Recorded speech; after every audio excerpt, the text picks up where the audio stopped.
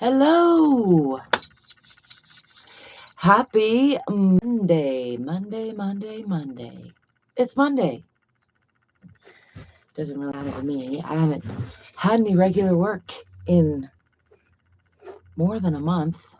And the regular work I used to have didn't matter what day it was for a long while now. But I know some people have feelings about Mondays. I'm having feelings about my birthday coming up. Mostly all good ones.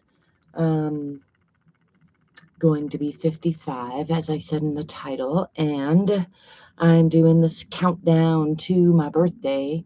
It's 6 days left. Today is my mother's birthday, and I believe she's 79. She would not appreciate me divulging that. She was asked last night. We had a very nice dinner out at one of our favorite restaurants, some Indian food, and one of the persons working there asked how old she was because we had brought her some birthday gifts. So, and she did not want to answer, which I just thought was interesting. I guess I'm still processing it real time because she is generally not like a vain person. So it's an interesting, many interesting shifts, right? I think interesting shifts are ongoing. The shifts between parent and child, mother and daughter, and mother and son, my mother and I, and my son and I, all those dynamics are shifting as dynamics do, right? Yeah, it was a nice dinner.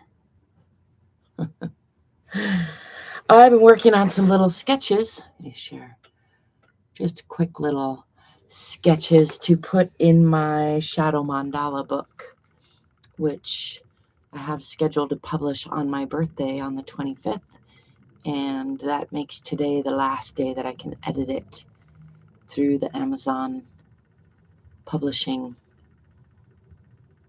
interface. So, those are all just arbitrary parameters that I set for myself, but I'm using that parameter as I intended it, which I tend to not work very well unless I have some fire under my ass, apparently. So,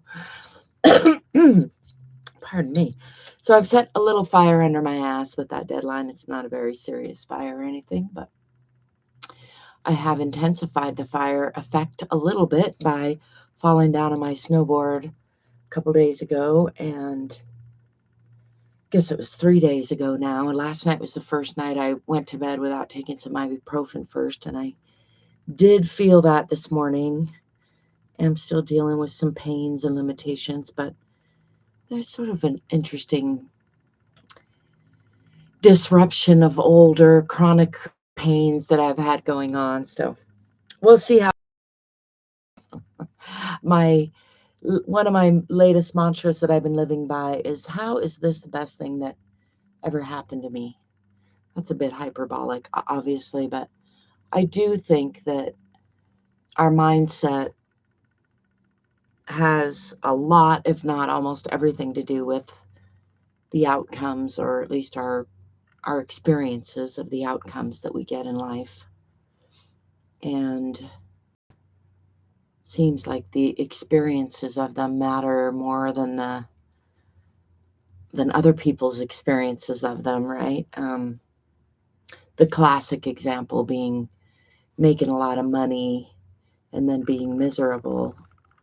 So being successful by outer standards, but still being miserable inside, or vice versa, being very unsuccessful by societal standards, but having enjoying your life immensely from the inside.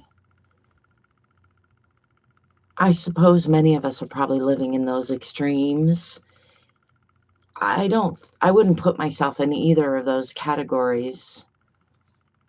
I do recognize that a lot of my suffering is self-induced. Even like, let's take my snowboarding accident, which I'm using that face because I don't really want to look at it, honestly, if I'm honest, which I'm trying to be.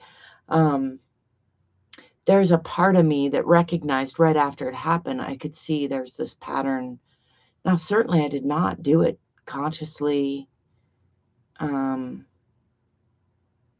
Yeah, no part of me wanted that to happen. But I can see and did see shortly after it happened that a part of me doesn't feel like I can get love or attention or feel cared for, except for when I'm hurt. In fact, it's been very near my consciousness. I've been writing about how I feel like my mother isn't proud of me, except for when I'm suffering. And so even though that's not the same thing, I could see that relationship. Like literally as I was walking away from, as I was relieved to be able to walk, which I wasn't sure I was going to be able to do at first. None of this is like some big, huge, hairy deal or anything, any big epiphany. It's just aspects of a bigger, broader picture. And part of the work I'm doing on the back of my shadow mandala creation, which I'm still finishing up the finishing touches of, as I mentioned, part of that process has been to examine as honestly as I can what of my beliefs is no longer serving me and obviously in my way. And there are many of those. I was just listening to a really great podcast, Mel Robbins' podcast, with the guest Ellen Langer, I think is her name. A PhD lady who has been studying mindset and how our idea of the separation between mind and body is an illusion. And this isn't a conclusion I've come to myself a number of times. So it was really great to hear her talking about it from her decades of experience and research, coming to very similar conclusions as I, and articulating them very well. And a big part of what she found and others have found in the research into why the placebo effect is a thing, for example, why different people have different outcomes in the same situations, why some people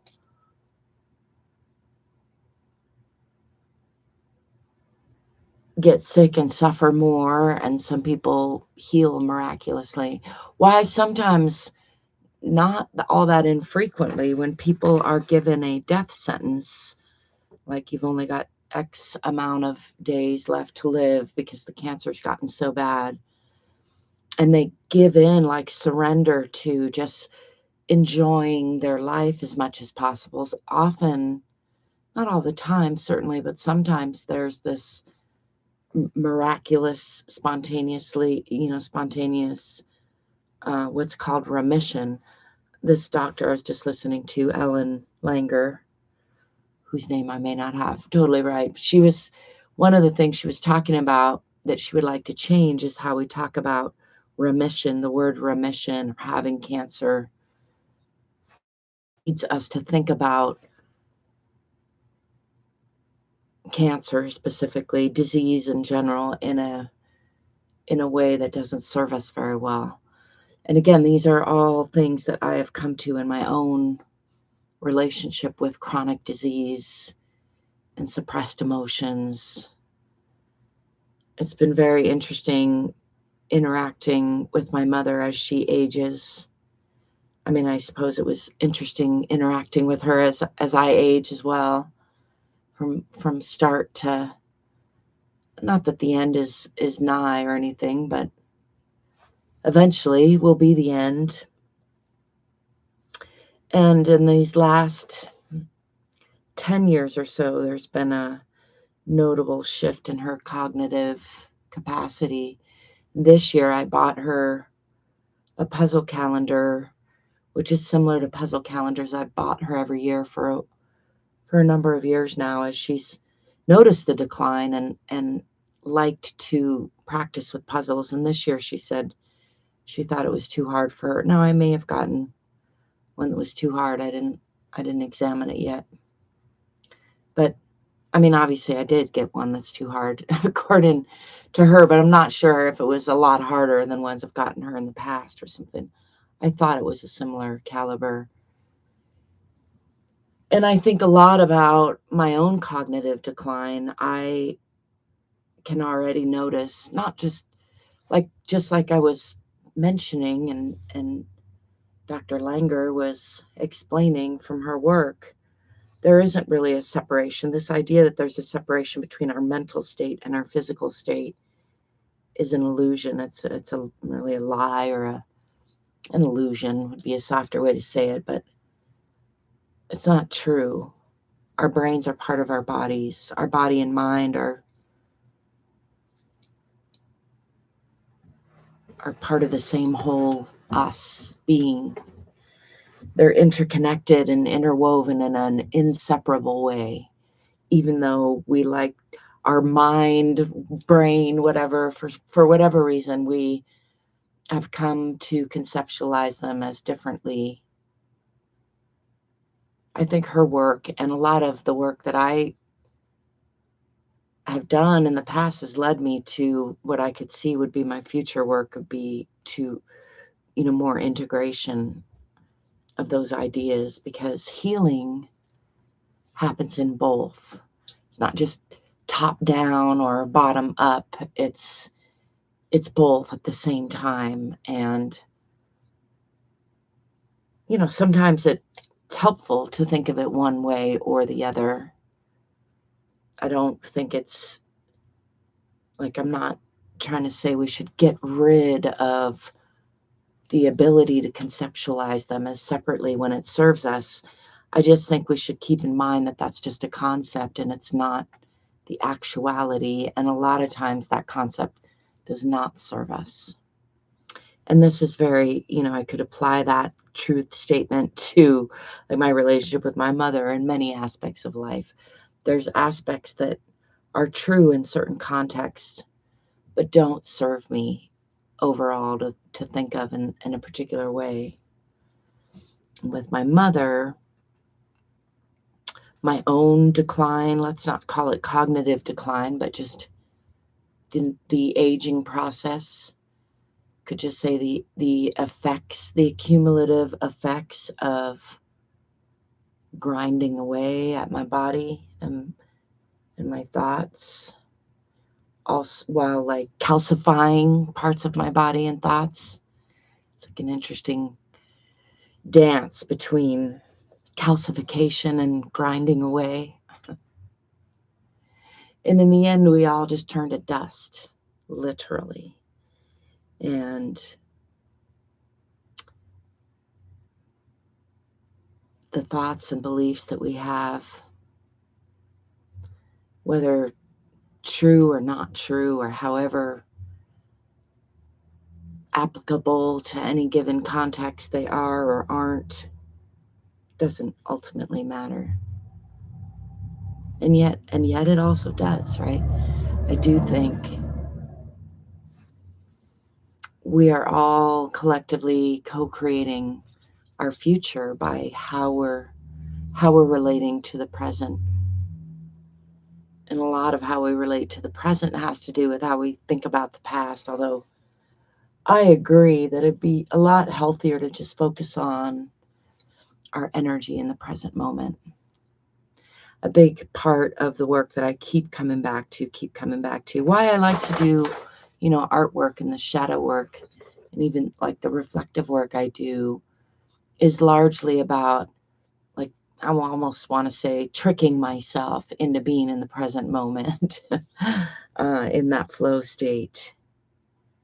It's like by way of bringing words out of my equation, out of my storytelling about the past or the future, it forces me into the present moment, into that creative flow state where I'm focusing on, the pencil on the paper, or my breathing, or maybe the sounds around me.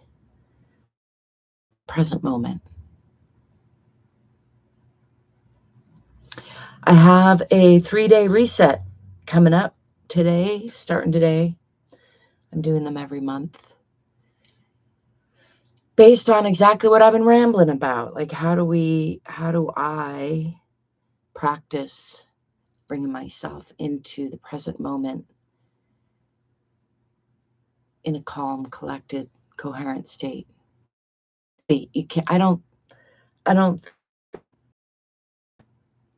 You can be dysregulated and really in the present moment. There's something about being dysregulated is out of contact with the present.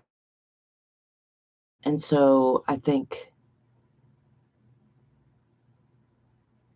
whether you want to call it becoming re-regulated, or whether you want to call it becoming more calm and coherent, either way, it's the same thing.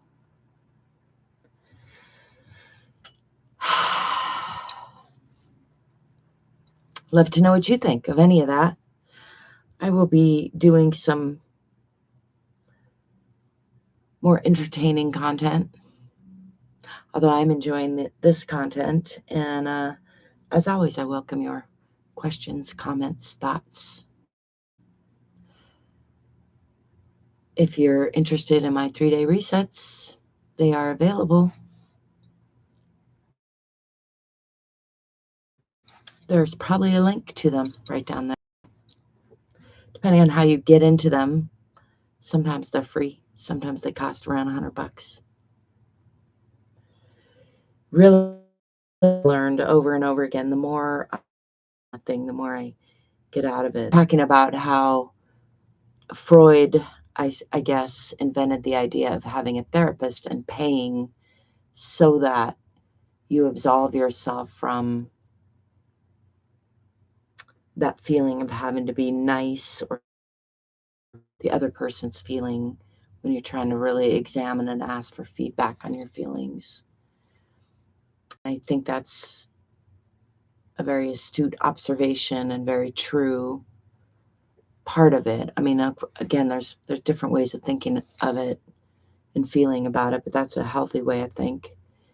And in that same vein, when I pay for something, the more I pay for it, the more I show up to get more out of it, is what I've discovered.